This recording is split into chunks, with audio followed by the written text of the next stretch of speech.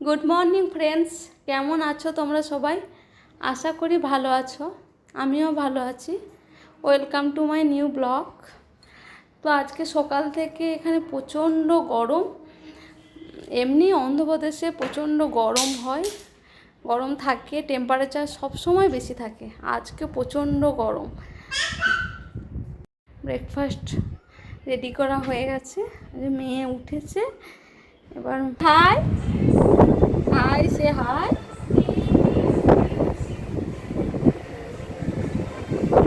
Say hi. Say hi. Hi. Say hi. Hi. Say hi. Hi.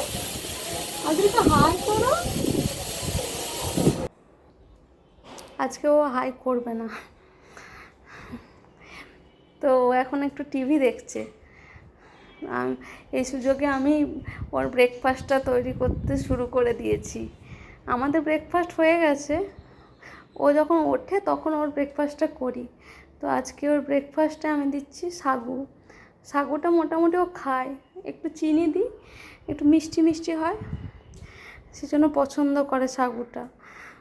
তো সেই জন্যই সাগুটা দিচ্ছি। তো রেডি হয়ে গেছে, এবার ওকে খাইয়ে দেব।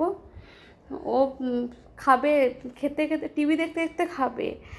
এত কম বয়স তাও টিভি দেখতে দেখতে খাবে। খাওয়া হয়ে গেল, খাওয়া কমপ্লিট করে হয়ে গেল ওর। খাওয়া হওয়ার পরও টিভি দেখছিল, টিভিতে কার্টুন দেখছিল নানা রকম। কার্টুন দেখতে দেখতে নাচছে। বিভিন্ন রকমের কার্টুন দেখবে আর নাচবে।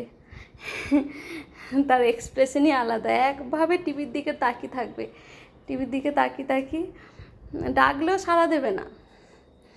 আর গান হলে তো আরও নাচ আরও আরম্ভ হয়ে যাবে। ও টিভি দেখছে, সেজন্য আমি আর ডিস্টার্ব করিনি ওকে। টিভিটা দেখুক, এই সুযোগে আমি ওর জন্য ভাবছি আজকে খিচুড়ি বানাবো। তো সেই জন্য ও টিভি দেখছিল, আমি রান্নাঘরে চলে গেলাম। রান্নাঘরে গিয়ে ওর জন্য রান্না করতে শুরু করে দিলাম। খিচুড়িটাও পছন্দ করে না, তবুও আমি মাঝে মধ্যে দিই খিচুড়িটা।